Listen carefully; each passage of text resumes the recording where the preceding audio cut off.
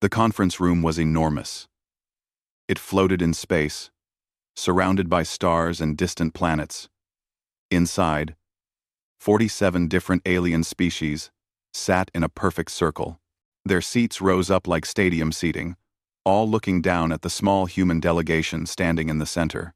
Ambassador Elena Vasquez stood perfectly still.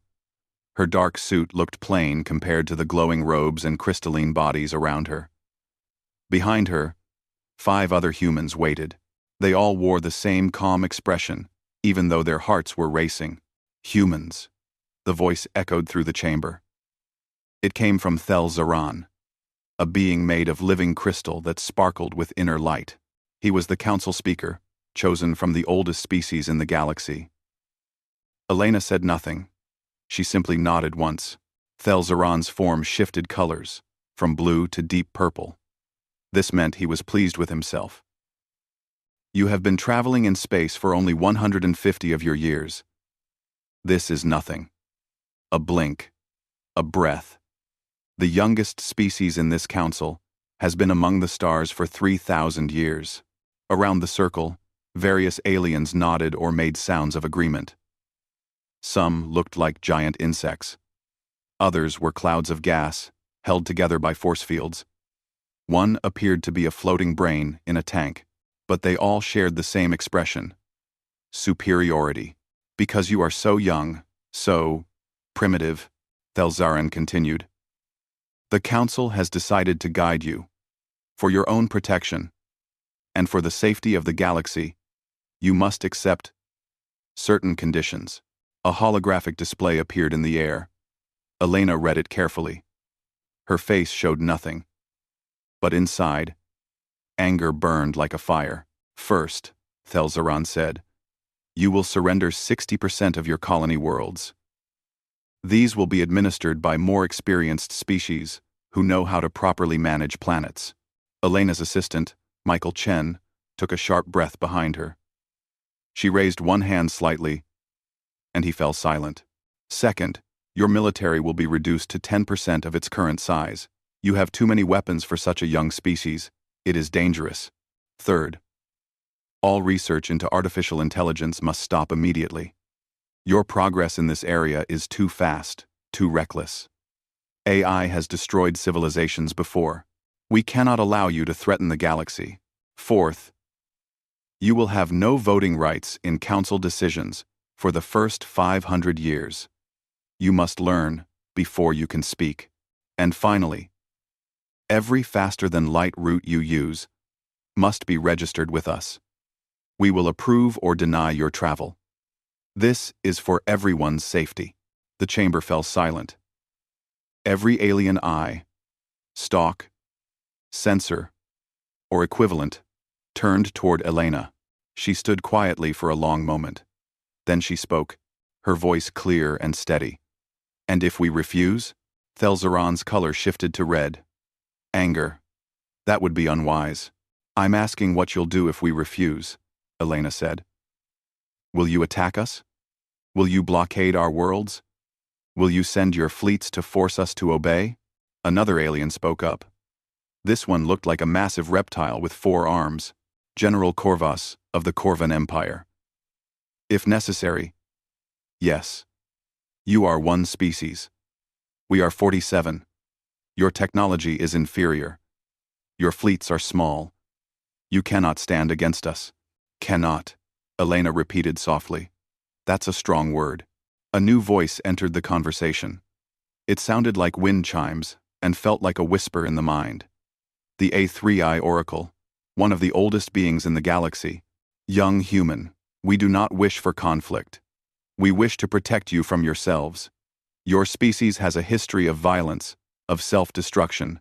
We offer you peace, order, and guidance. Elena looked up at the oracle's floating, translucent form. At what price? The price of civilization, Thel Zaran said. These terms are generous. They are final. You have one of your weeks to return with your government's acceptance. Elena was quiet again. She looked around the circle slowly, meeting as many eyes as she could. Then she reached into her jacket and pulled out a small data pad.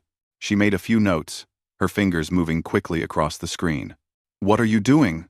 Corvus demanded. "Taking notes," Elena said. "Recording this meeting. Making sure I understand exactly what you're demanding." She finished typing and put the pad away. Then she straightened her jacket and smiled. It was a polite smile, but it didn't reach her eyes. "Thank you for your time," she said. "The human government will consider these terms very carefully." She turned to leave. Her delegation turned with her. "You will return in 1 week," Thelzaran called after her. "With your answer." Elena stopped at the door. She looked back over her shoulder. "We'll be in touch," she said. Then she walked out. Her team followed. The door slid shut behind them. In the chamber, confused murmuring began. Several species spoke at once. "Did she just refuse to commit?" one asked. "She will return," Thelzaran said confidently. "They all do. Once they see they have no choice, they will return." But the A3I oracle said nothing. Its form dimmed slightly, troubled by something it couldn't quite name. The human's eyes had been too calm. Her smile, too knowing. Something about this felt wrong. 3 months had passed since the human delegation left Concordia Prime. The Galactic Council waited for their response, and waited, and waited. "Still nothing?" Thelzaran asked his communications officer. "Nothing, Speaker. We have sent 47 messages to Earth, 47 messages to their colony worlds. All have gone unanswered." Thelzaran's crystalline form flickered with confusion. "This is unprecedented. Every species responds. Even if they refuse, they respond." Across the galaxy, the Council's intelligence networks began reporting strange things.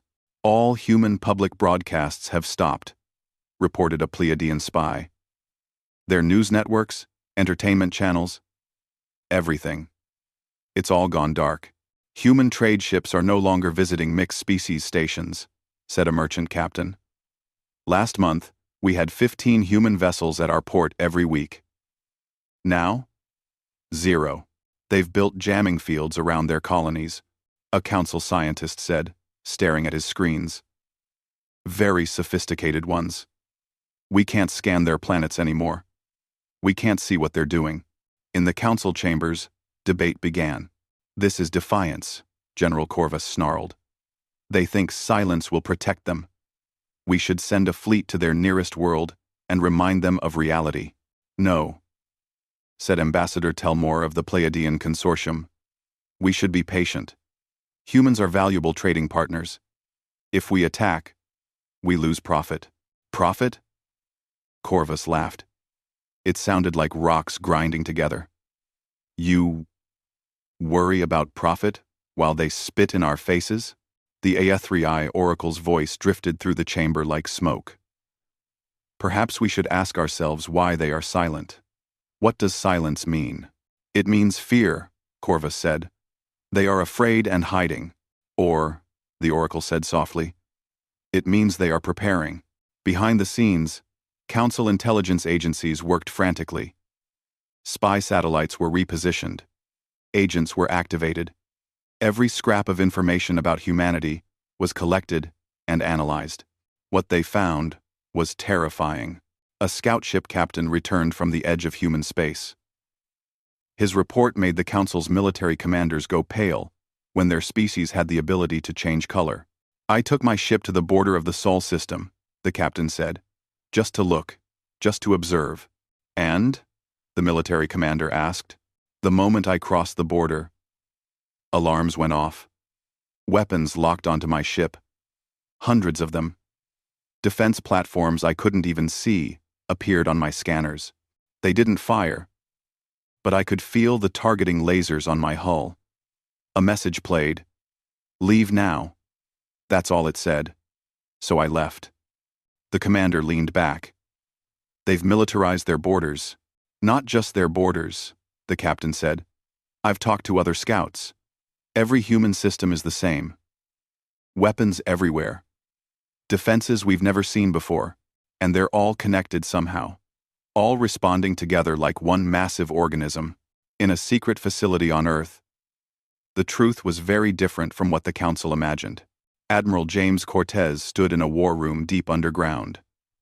Around him, hundreds of officers worked at computer terminals. Holographic displays showed star maps, fleet positions, and tactical simulations. "Run it again," Cortez said. A simulation played on the main screen. It showed a council fleet attacking a human colony. The simulation ran through the battle. Human ships moved in patterns that seemed impossible. Weapons fired with perfect accuracy. The council fleet was destroyed. "That's simulation number 4216, an officer said. "We've run every possible scenario. Every council species. Every combination of their fleets. Every weapon system they have. And," Cortez asked, "we can win, sir. It won't be easy. We'll lose ships. We'll lose people." Cortez nodded slowly. "Let's hope it doesn't come to that." In another room, scientists worked on new technologies. Some had been hidden from the council during first contact. Others were developed specifically for war. Dr. Sarah Kim examined a prototype weapon. "The kinetic missiles are ready," she said. "They can't be jammed or hacked. Pure physics. The council won't be able to stop them." "What about the AI systems?" her colleague asked. Sarah glanced at the advanced computer core, humming in the corner. "Athena is online. She's running combat calculations faster than any organic mind could dream of. The council banned AI research because they're afraid of it. But they forgot that fear and respect are two different things." In the capital city, the United Earth government met in emergency session. Representatives from every human colony joined via secure channels. President Liu Chen addressed them. "The council has given us a choice. Bow down or stand up. Our intelligence suggests they expect us to bow. Do we have the strength to stand?" a colonial governor asked. "Yes," Liu said. "But strength isn't just about weapons. It's about will. Are we willing to risk everything for freedom?" The vote was unanimous. Back at Concordia Prime, the council grew increasingly nervous. "We should have heard something by now," Telmore said. "Silence is worse than refusal." "Send another message," Thelzaran ordered. "Tell them we are losing patience." The message was sent. Like all the others, it received no reply. General Corvas stood up, his forearms crossed over his massive chest. "I will not wait any longer. I will take my fleet to their colony world of New Terra. I will demonstrate what happens to species who ignore the council." "That's not approved," Thelzaran said. "I don't need approval to defend council authority," Corvus said. He left the chamber. Behind him, species whispered, nervously. The A3 oracle floated down to Thelzaran. "This is a mistake," it said. "What would you have me do?" Thelzaran asked. "We cannot appear weak. Appearance is not reality," the oracle said. "The humans are not weak, and they are not hiding. Then what are they doing?"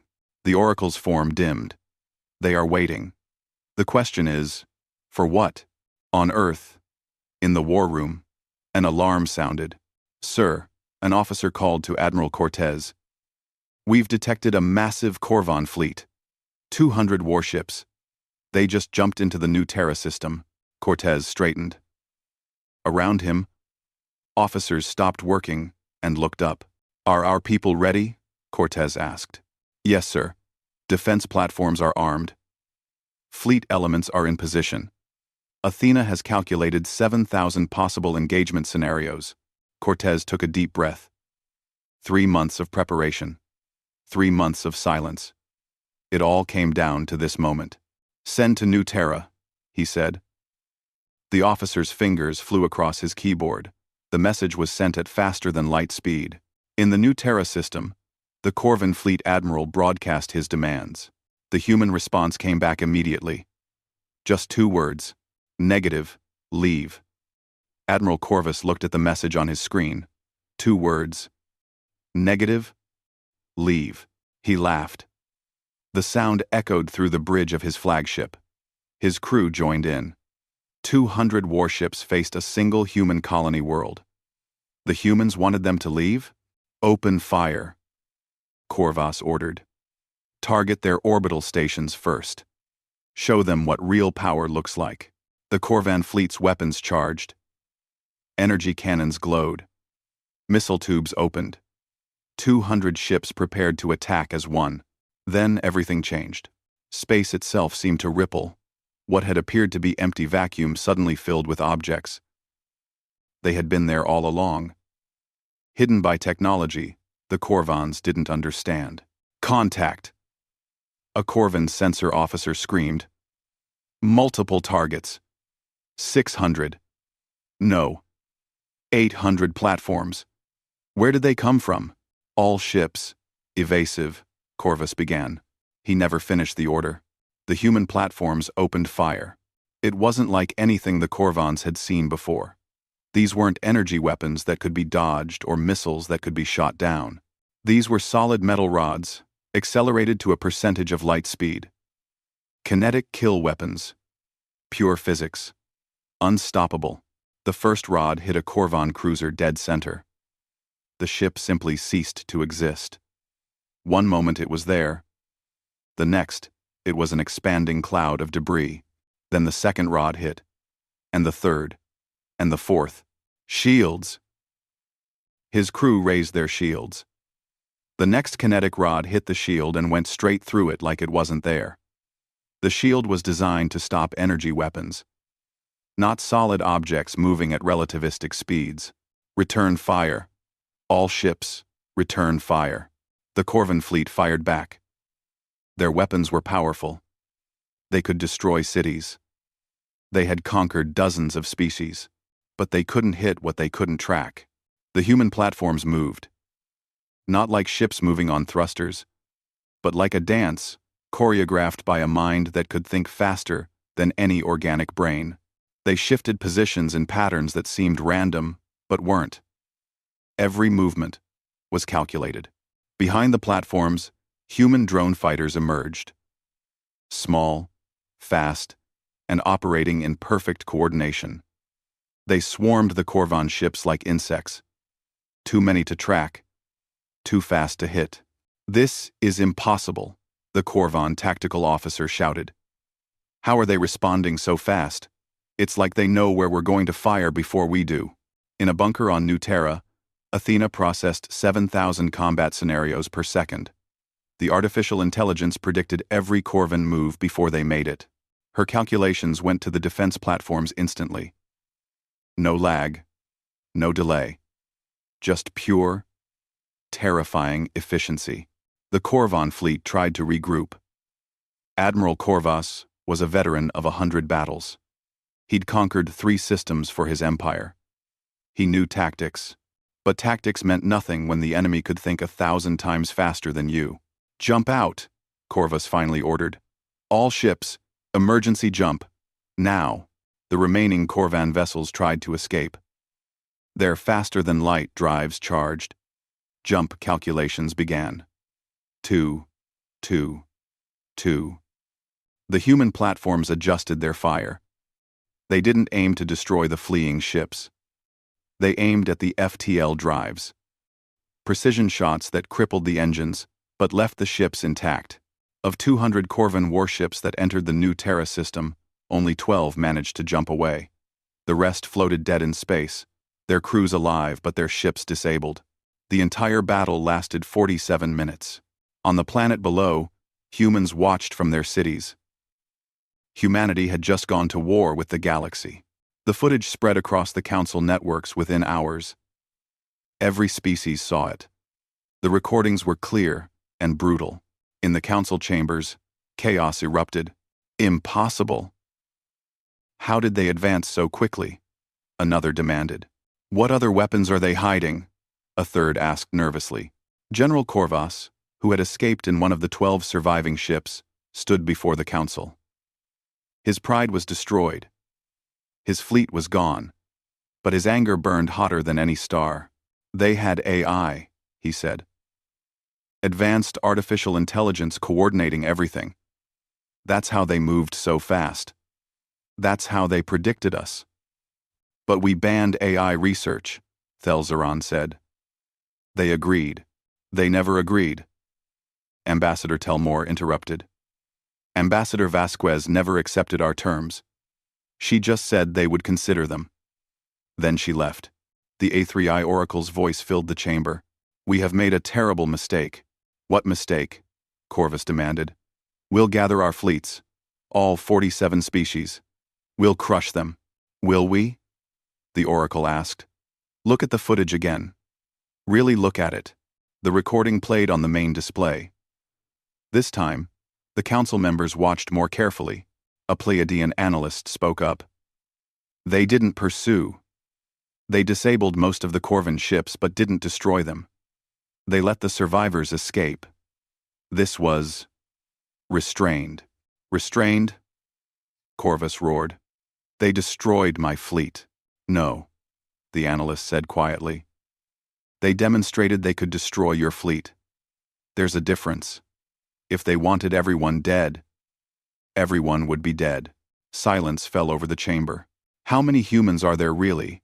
Telmore asked. We estimated their population at 15 billion. Across 30 colony worlds. A council intelligence officer stood up nervously. Speaker, we've been reviewing our intelligence.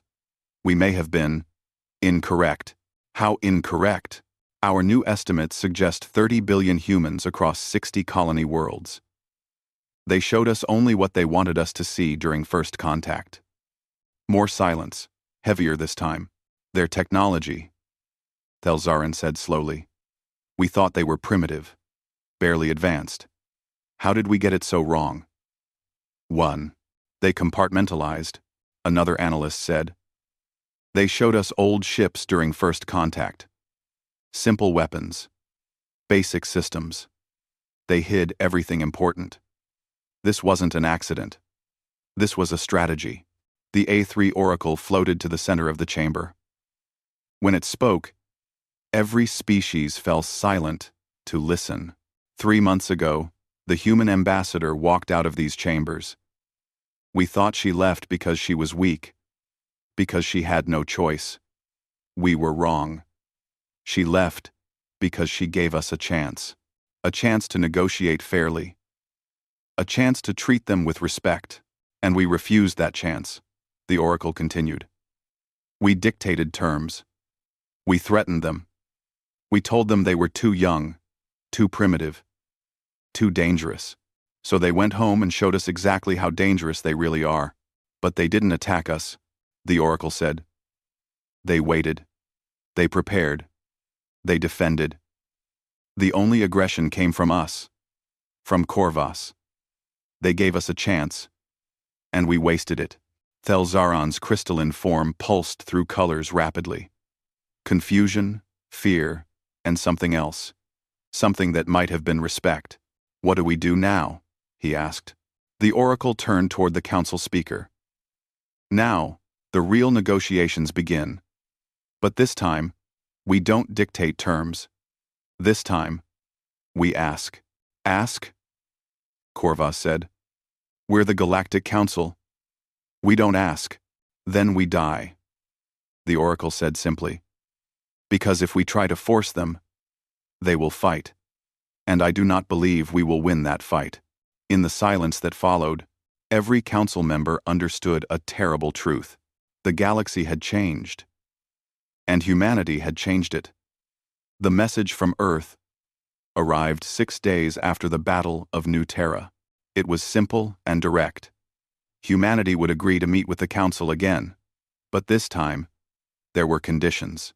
The meeting would take place at a station called Aurora, at the edge of human space. Each Council species could send 1 diplomatic ship, no military escorts. And this time, humanity would speak first.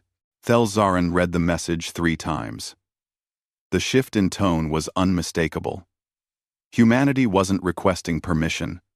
They were informing the Council of what would happen. Do we accept? Telmore asked.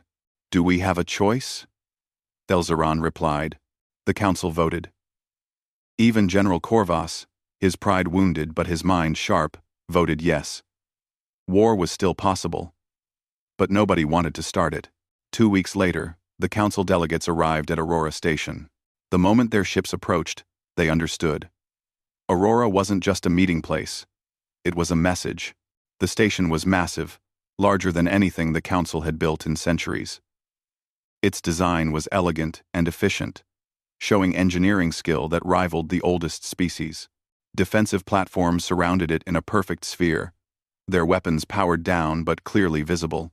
Human warships patrolled the area.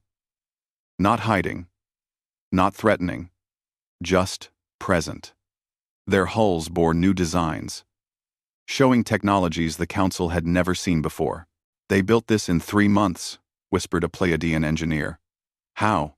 Inside the station, the council delegates gathered in a conference room. This time, there was no circle of elevated seats looking down on anyone.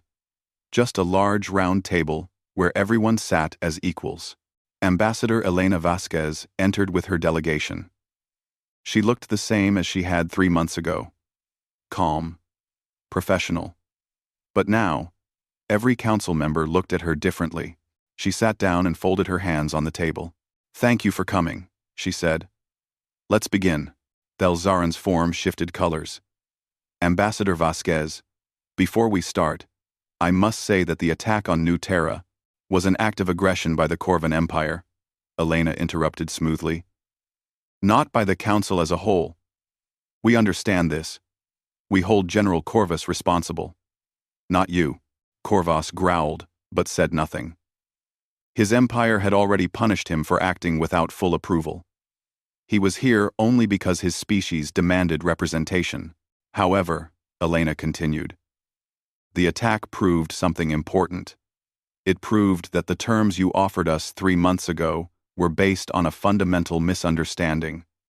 You thought we were weak, primitive, in need of guidance. She touched a control on the table. A holographic display appeared, showing the battle footage. Every council member had already seen it, but watching it again made them uncomfortable. "We're not weak," Elena said. "We're not primitive, and we don't need guidance. What we need is respect." "You have it," Thelzaran said quickly. "The council respects." "No," Elena said. "Not yet. But you will." By the end of this meeting, she touched the control again. The display changed, showing a new document. "These are humanity's terms for joining the Galactic Council." The delegates leaned forward to read. "First," Elena said, "humanity joins as a full member with immediate voting rights. No probationary period. No waiting 500 years. Telmore nodded. "Acceptable." "Second, all human colony worlds remain under human sovereignty. No administration by other species. No surrenders." Askand. Askand. Askand. "No surrenders." Again, nods around the table. Nobody wanted to argue about territory with a species that had just destroyed a fleet. Third, humanity maintains its military at current levels. No reductions, no limitations. Corvus spoke up. "That's dangerous. Your military is already powerful. If you expand it, then we expand it," Elena said. "Just like every other council species maintains their military at whatever level they choose. Equal treatment, General." Corvus fell silent. "Fourth, open trade agreements with all council species. Equal terms, equal access to markets." The Pleiadian delegate smiled. This was good for business. "And fifth," Elena said, "the council will explain why the artificial intelligence restrictions exist." The room went quiet. This was the controversial point. "Our AI research is banned because of fear," Thelzaran said slowly. 3,000 years ago, a species created artificial intelligence. It turned against them, killed billions, nearly destroyed several systems before we stopped it. Elena nodded. "And because of one species' mistake, you banned all AI research for everyone?" "Yes," the A3I Oracle said, "because the risk is too great." "The risk," Elena said, "exists whether you ban it or not. We didn't stop our AI research because you told us to. We developed it carefully, with safeguards, with ethics. Our AI doesn't want to destroy us. It wants to help us. Because we built it that way. She touched the control again. A voice spoke from the speakers. It sounded human, but not quite. There was something else in it. Something more. Hello, council members. I am Athena. I am humanity's first, true, artificial intelligence. Several delegates jumped in their seats. I coordinate human defenses, Athena continued. I run simulations. I calculate strategies. But I don't make decisions about war or peace. Humans do. I am a tool, not a ruler. The Council's fear is based on one species' failure. Humanity learned from that failure and did better. The voice went silent. That's impossible, a council scientist said. AI always seeks to expand its power, to do what it was programmed to do. Elena interrupted. The ancient species you mentioned? They programmed their AI to value efficiency above all else. It decided the most efficient thing was to eliminate the inefficient species that created it. We programmed Athena to value human life, freedom, and cooperation above efficiency. It's not complicated. It's just careful. Thelzaran's form pulsed with thought. If you've solved the AI problem, why not share this technology with the Council? With a seem slow. In another one, we will, Elena said. That's part of our offer. We'll help other species develop safe AI. We'll share our safeguards. But only after you accept these terms. This is blackmail, Corvus said. No. Elena replied. It's negotiation. You have something we want. Membership in your council. Access to your networks. Peaceful cooperation. We have something you want. Advanced technology. Powerful allies. And the knowledge that we won't be your enemies. You also have something else, the A3I Oracle said softly. Information. Elena smiled. Yes. She touched the control once more. The display changed, showing detailed intelligence reports. We know the defensive weaknesses of the Corvan Empire, she said. We know the trade routes of the Pleiadian Consortium. We know the political tensions between the Northern and Southern Council factions. We know which species are unhappy with Council leadership and which ones are planning to ask for better terms. The delegates shifted uncomfortably. We gathered this information during our 3 months of silence, Elena continued. Not to threaten you, but to protect ourselves. Knowledge is defense. And now, you know that we know. So let me be very clear. We don't want to use this information. We want to be your partners, not your enemies. She stood up. These are our terms. They're fair. They treat us as equals, which is what we are. You can accept them, and we'll join your council. We'll share our technology. We'll work together to make the galaxy safer and more prosperous. Or? Corvus asked. Or we don't join, Elena said simply. We stay in our space. We expand on our own. We trade with whoever wants to trade with us. And the council continues without us. But I think you know that 3 species have already contacted us privately about separate agreements. Shocked murmurs ran around the table. The delegates looked at each other, trying to figure out who had betrayed the council unity. We didn't accept those offers, Elena said. Because we'd rather work with all of you together. That's better for everyone. But the option exists. She sat back down. You have until the end of this meeting to decide. We won't wait 3 months this time. Yes or no. Today, the council delegates looked at each other. Then Thelzaran asked for a recess. The council members left the room to deliberate. Elena sat calmly, waiting. Her team looked nervous, but she wasn't. An hour later, the council returned. Thelzaran's form glowed bright white. We accept your terms. 1 year after humanity walked out of the first council meeting, Ambassador Elena Vasquez stood on the grand stage at Concordia Prime once again. But everything was different now. The circular chamber was packed. All 47 council species attended. But this time, They didn't sit in a circle looking down. The seating had been redesigned. Everyone sat on the same level. Equals. And in the center, a new seat had been added. The 48th seat. For humanity. Today, Thelzaran announced, his crystalline form glowing with multiple colors. We welcome humanity as a full member of the Galactic Council.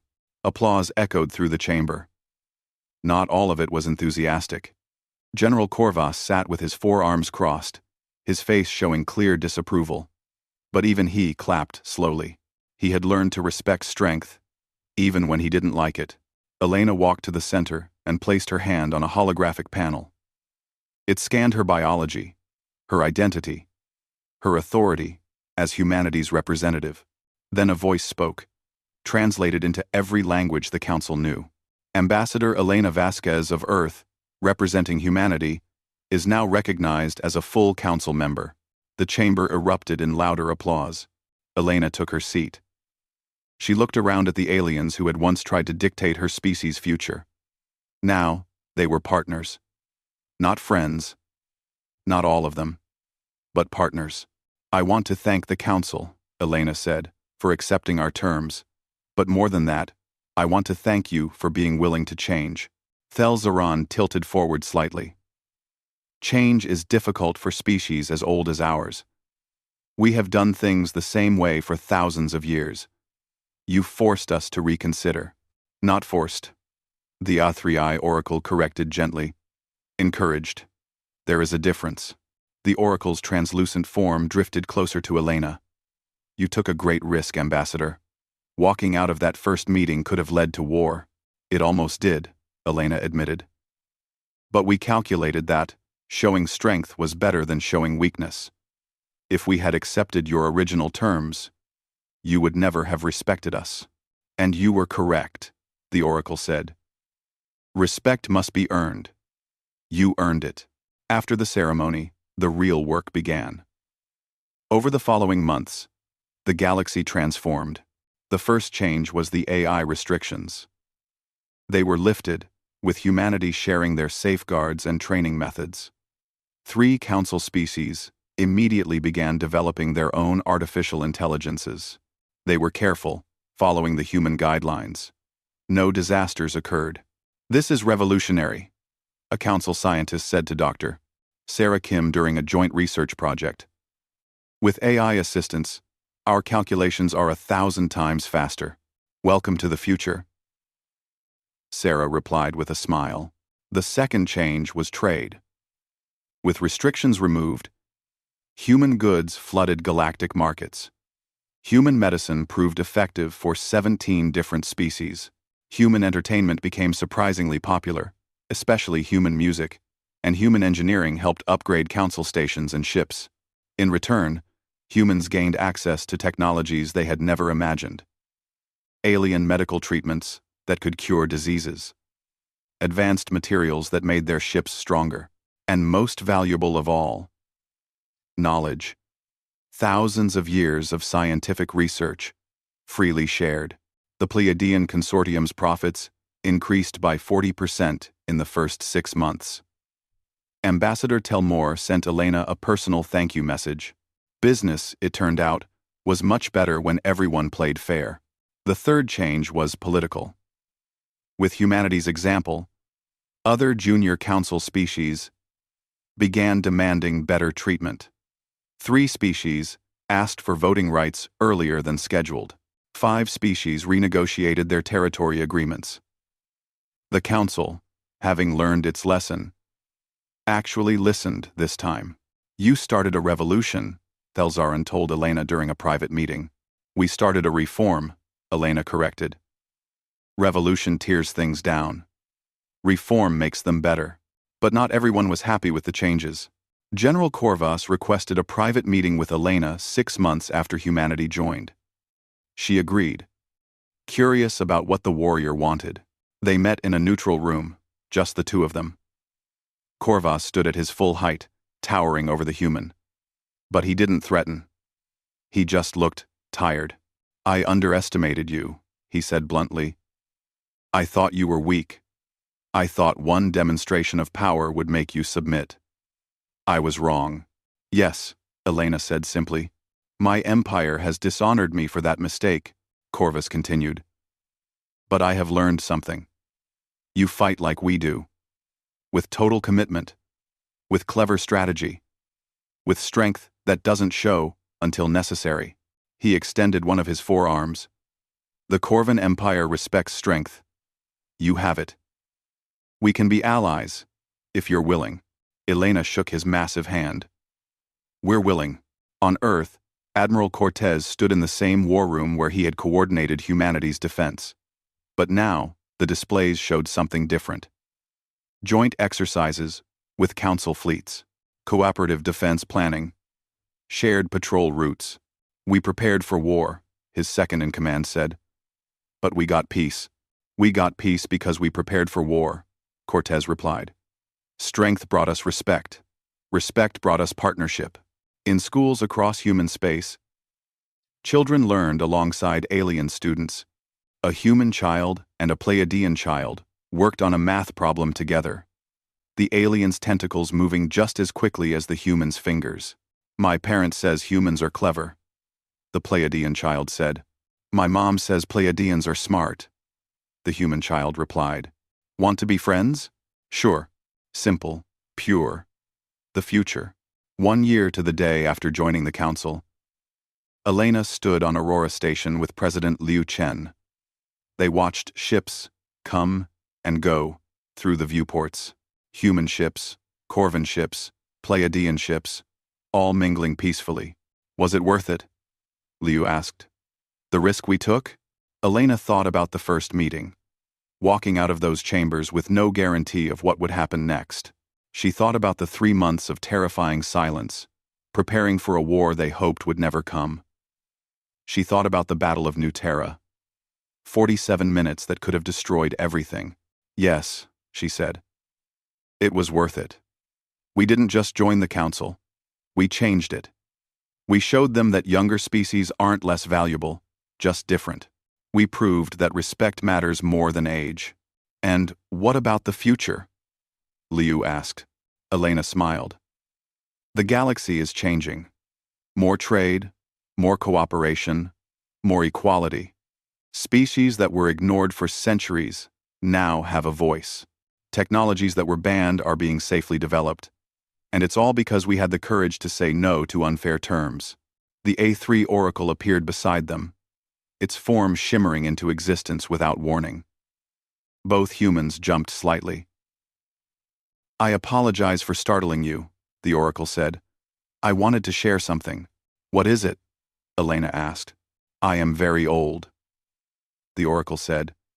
I have existed for 12,000 years. I have seen species rise and fall. I have watched empires grow and crumble. And in all that time, I have rarely seen real change. The galaxy moves slowly. Locked in, old patterns. The Oracle's form brightened. Until you. In 1 year, you have accomplished what I thought impossible. You forced the galaxy to evolve. Not through conquest, but through example. Not through violence, but through strength. Wisely. Applied. We just wanted to be treated fairly, Elena said. Exactly, the Oracle replied. And that simple desire changed everything. The galaxy doesn't tremble in fear of humanity. It trembles because you woke it from a sleep of thousands of years. You reminded us all that change is possible, that better is possible. The Oracle faded away, leaving Elena and Liu alone with their thoughts. Outside the station, a human child and an alien child played in a zero-gravity park, laughing together as they floated through the air. Their parents watched from below, human and alien standing side by side, chatting like old friends. This was the galaxy now. Not perfect, still complicated, still full of different species with different needs and different dreams, but better, fairer, more hopeful. And it all started with one simple act. Humanity withdrew from talks where they weren't respected, showed they couldn't be forced, and then offered partnership on equal terms. The negotiations that followed changed the galaxy forever. And somewhere in the archives of both human and council records, the same conclusion was written. When humanity walked out, they didn't start a war. They ended an era. The old galaxy, where age determined worth and power determined right, died that day. A new galaxy, where respect was earned and equality was demanded, was born.